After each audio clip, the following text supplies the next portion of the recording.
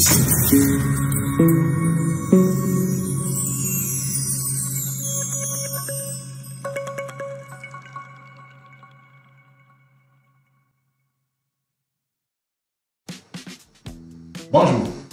je suis le docteur Mayanga. Ayant passé 5 ans, 6 ans en Turquie, dans la ville d'Istanbul, j'ai observé plusieurs fois des commerçants qui venaient de l'Afrique pour faire des achats en Turquie. Et aujourd'hui, je vais vous parler des 5 erreurs que commettent les commerçants africains qui visitent la Turquie pour leur business. La première erreur, à mon avis, c'est que très peu de ces commerçants-là planifient leurs activités. C'est-à-dire, ils ne font pas un réel business plan pour leur activité en relation avec la Turquie. Ils peuvent parfois faire un business plan par rapport à leur activité africaine, c'est-à-dire par rapport à leur business, par rapport à leur boutique qu'ils ont ouvert en Afrique. Mais il faut également un business plan privé spécifique à leur activité en relation avec la Turquie. Ça, très peu le font. Ce qui fait qu'ils n'ont pas une visibilité sur le long terme.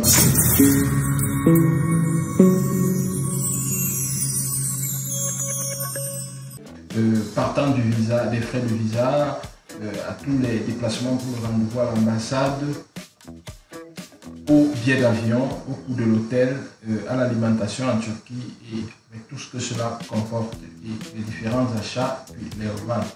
Ils ne font pas une visibilité nette, spécifique à cette activité-là en relation avec la Turquie.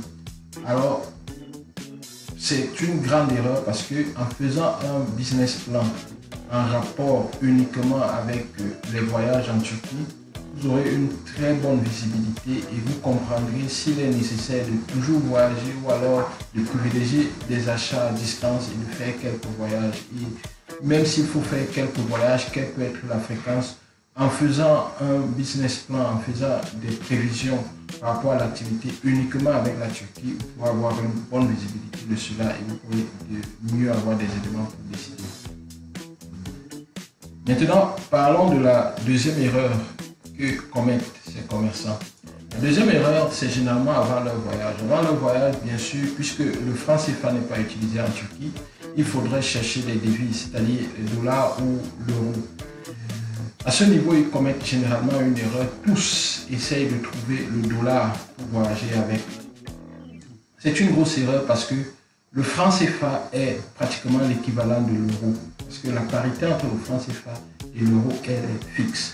Bien qu'actuellement, plusieurs pays rencontrent des problèmes de devises, mais la parité entre l'euro et le franc CFA, c'est une parité fixe. Ce qui fait que en prenant l'euro, on a un grand avantage. Et puis l'euro est plus fort, étant plus fort que le dollar, il est plus intéressant de convertir son argent en euros plutôt qu'en dollars. Surtout que il est arrivé des périodes où en échangeant, en changeant le franc CFA par rapport au dollar, certains ont acheté le dollar à 680 francs CFA. Ce qui est pratiquement le même montant avec lequel ils pouvaient acheter l'euro. Et en Turquie, ou du moins dans le monde, c'est comme ça actuellement aussi, l'euro est plus fort que le dollar. Donc, imaginez que vous achetez le dollar au même prix que l'euro. Quand vous arrivez en Turquie, vous perdez parce que l'euro est plus fort que le dollar. Donc, ça c'est une autre erreur, c'est que lorsque vous venez en Turquie, il est mieux d'avoir l'euro plutôt que le dollar. Même si les achats se font parfois en dollars dans les marchés, étant en Turquie, vous pouvez changer votre euro en dollars. De toutes les façons, vous y gagnerez. Vous pouvez faire les calculs pour vérifier. Vous allez vous rendre compte que ce que je dis est très pertinent et vous perdez parfois l'équivalent de 100 $ par voyage juste parce que vous n'avez pas bien su jouer au niveau de quelle devise vous devez avoir lorsque vous arrivez en Turquie. Ceci nous permet de passer à la troisième erreur. La troisième erreur, c'est que lorsqu'ils arrivent, ils ne cherchent pas des partenaires sur de long terme. Ils cherchent généralement juste des magasins où ils achètent leurs marchandises et ils vont revendre. Alors qu'en s'asseyant et en cherchant des partenaires sur le long terme avec lesquels on peut travailler et développer notre affaire, développer une entreprise plutôt qu'une boutique qui est juste comme une marmite de beignets, ce serait très important et très utile. Ce qui fait que lorsque c'est une entreprise que vous développez, même vos enfants, même ceux qui vont prendre la relève, peuvent développer cette activité et avoir la visibilité. Par contre, lorsque vous faites juste un commerce comme faisaient nos mamans avec une assiette de beignets, il n'y a pas de visibilité, personne ne sait ce que vous faites. Et lorsque vous êtes malade, personne n'arrive à reprendre l'affaire, même pour trouver de l'argent pour vous soigner.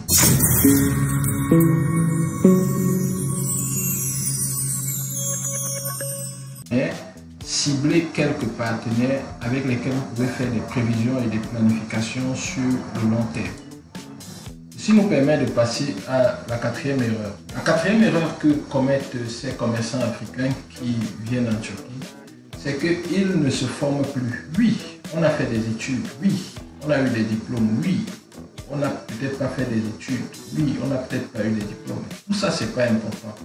Ce qui est important, c'est de se former tout au long de la vie. C'est-à-dire qu'à chaque fois, il faudrait se former, s'informer pour mieux avancer.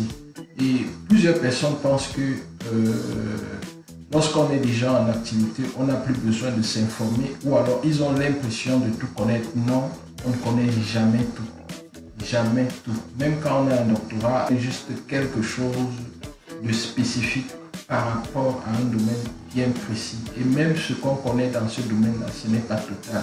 On est juste pointu quelque part, mais on n'a pas toutes les connaissances. Alors, on a toujours besoin d'apprendre, on a toujours besoin de se former, de s'informer.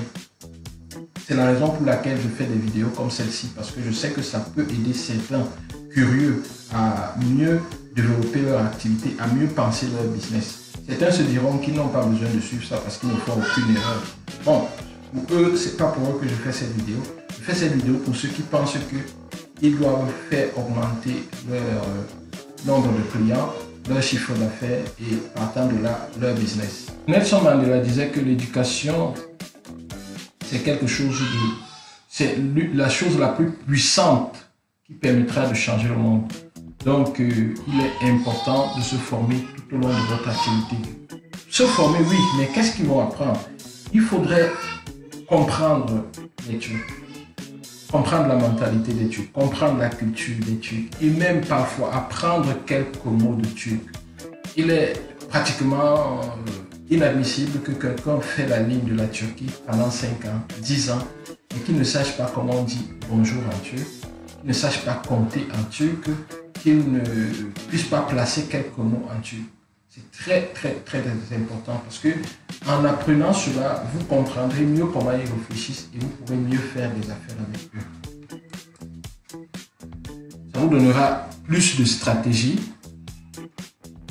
Aussi, aujourd'hui, le commerce n'est pas simplement, on devrait éviter de se dire oui, on va juste acheter en Turquie et aller revendre en Afrique, acheter, aller revendre, acheter, aller revendre. Oui, nous allons acheter, aller revendre, mais pour combien de temps? Si nous achetons et revendons, comment on fait nos parents, comment on fait nos grands-parents? Nos enfants feront pareil, nos petits-enfants feront pareil, nos arrière-petits-fils feront pareil. Quand est-ce que ça va changer? Nous avons besoin de développer l'Afrique, nous avons besoin de construire quelque chose, nous avons besoin de produire localement. Et pour produire localement, nous devons avoir cette vision, nous devons avoir cette envie, cette faim, cette soif de produire localement. Et pour produire localement, si nous ne pouvons pas encore le faire dans certains domaines, lorsque vous vous rendez en Turquie, vous devez essayer de voir comment ça se passe et votre objectif doit être de produire sur place. Même si vous n'arrivez pas à produire sur place finalement, vos enfants qui prendront le relais de votre affaire pourront finalement arriver à ce point. Mais il faudrait bien que quelqu'un commence. Si vous ne commencez pas, ça ne va jamais se passer. Et aujourd'hui, nous avons cette chance-là que nous avons Internet qui permet de faciliter l'accès à la connaissance, l'accès au savoir. Donc, utilisez l'outil Internet. Je disais tout à l'heure à une commerçante qui viendra ici bientôt et que je suis en train d'accompagner pour son activité, que comment est-ce que tu peux ne pas avoir un email? Vous n'avez pas un email alors que vous faites dans le commerce international, il faut dire. à mon avis, c'est très grave parce que aujourd'hui, le monde est devenu digital. Même si vous faites un contrat en Turquie, on va vous l'envoyer par email. Oui, vous allez me dire WhatsApp, mais attention, WhatsApp, il suffit de changer de téléphone pour que toutes les données que vous aviez sur WhatsApp disparaissent. Alors que l'email, vous pouvez changer d'ordinateur autant que vous voulez, mais l'email sera toujours accessible sur Internet. Donc, il est très important d'avoir l'email, d'être digital, de pouvoir utiliser l'email. Des campagnes marketing de base Facebook, vous devez être en mesure de savoir les faire. Comment est-ce que vous faites votre acquisition clientèle? Si quelqu'un ne passe pas devant votre magasin aujourd'hui, comment est-ce qu'il saura ce que vous vendez? Comment est-ce qu'il saura que ce que vous vendez l'intéresse? Vous devez pouvoir acquérir personnellement vos clients par Facebook, par Instagram ou je ne sais pas quel autre réseau social.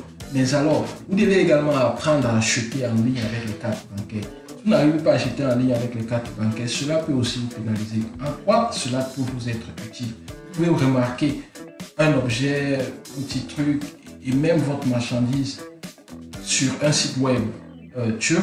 Vous pouvez carrément commander cela et demander qu'on livre à votre cargo qui pourra juste transporter ça chez vous. Donc c'est très important de connaître un certain nombre de choses, d'avoir un certain nombre de connaissances qui peut vous permettre d'exceller dans votre activité. La cinquième erreur, et pour moi la plus dangereuse, c'est le manque de collaboration entre ces différents commerçants.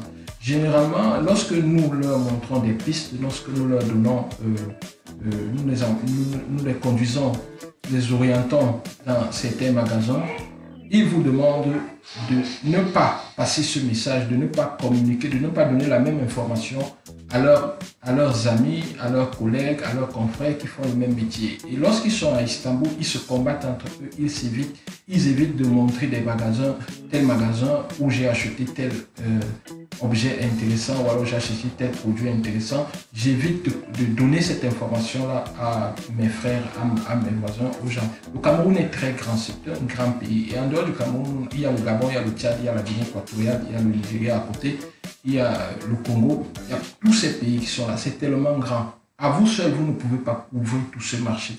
Mais par contre, en vous soudant, en vous épaulant, en vous aidant, vous pouvez être plus fort.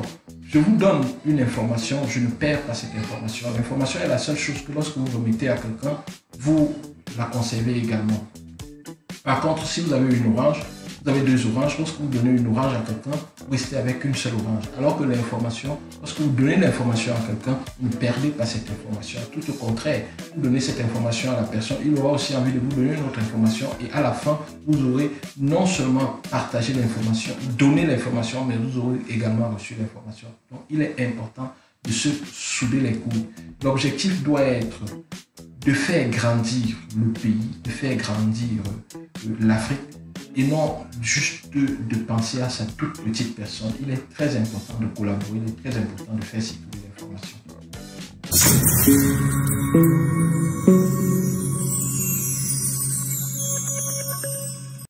Maintenant, en bref, quel peut être comme le livre du winner, le livre des gagneurs, le chemin qui peut vous conduire vers le succès lorsque vous faites dans cette activité de commerce avec la Turquie? Premièrement, vous devez observer les habitudes de vos consommateurs. C'est ce que vous faites déjà, vous observez la mode et tout. Vous devez faire votre budget correctement. Vous devez planifier ce que vous comptez acheter. Vous devez acheter, mais attention, apprenez également à produire. Observez, visitez les magasins de production. Traitez beaucoup plus avec les producteurs plutôt qu'avec des vendeurs. Apprenez à produire. Revendez tout en créant votre propre marque, ça c'est très important. Vous devez créer votre propre marque. Le but c'est de produire localement. Puis diminuer progressivement les commandes en produisant localement et remplacer ce que vous preniez à l'extérieur par ce que vous produisez localement, mais progressivement. C'est à ce prix-là que nous pouvons avancer, c'est à ce prix-là que l'Afrique demain pourra se développer et produire localement. Et prendre ces personnes qui produisaient pour nous hier juste comme des partenaires conseils. Si vous l'avez fait, je suis convaincu que d'ici plusieurs années, nous ne serons peut-être pas là pour voir ça, mais nos enfants pourront traiter avec les Occidentaux comme des partenaires d'égal à égal. Ils pourront s'échanger des informations, et ils auront retrouvé leur dignité d'homme qui nous a été volée depuis en tant qu'Africains. Et ça, c'est très important. Sur ce, je vous dis merci si vous avez suivi cette vidéo. Si vous avez des questions, je vous conseille de poser vos questions en commentaire.